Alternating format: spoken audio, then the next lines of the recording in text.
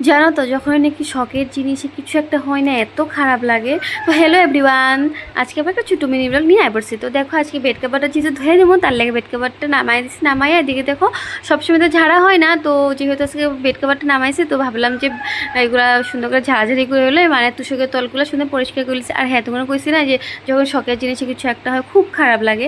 তো দেখো এটা আমি যে সুকেশটা আমি সুন্দর করে মোছামুছি করতেছিলাম, এইদিকে দেখি কোনা জায়গাতে না অল্প ভেঙে গেছে, তাই অল্প মনটা খারাপ হয়ে গেছিলো আমার। আচ্ছা কী করা যাবে, যেটা হওয়ার তো হয়ে গেছে গিয়া।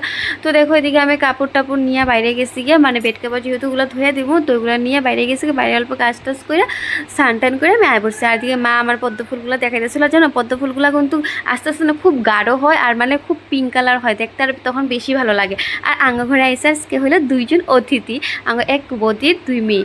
তো তারা কিন্তু বহুত কিউট, আর আমার তো বাচ্চা পোলাপান খুবই ভাল লাগে। আর অনেক দিন পরে পাইছি, যেহেতু আমি বাপের বাড়িতে আগে আমার কাকির মেয়ে ছোটো মেয়ে তার লগে থাকতাম আর ভাল লাগতো, আর এখন তো পাই না যেহেতু। আর দেখো তারা দুজন খেলতেছিল, তাদের লগে আমিও আসছিলাম, অল্প খেলাধুলা করলাম।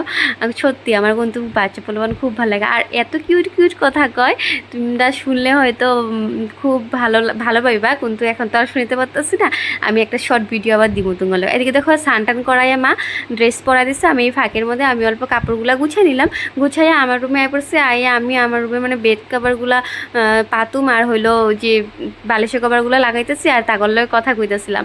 আর আমারটা কইতেছিল যে আমাকে দেখা যাচ্ছে, তো আমি বললাম কি না তোমাকে তো দেখা যাচ্ছে না, তুমি আমার সাথে আসো বসো দেখা যাবে। তো দেখো বইলো আমার লাগে, তো টাটা করে দিল। আর আজকে রান্না হয়েছিল হলো আলু ভাজি, আলু ভাজা, আর এদিকে মিষ্টি কুমড়া ভাজা, সোয়াবিন তরকারি, ডাল। তো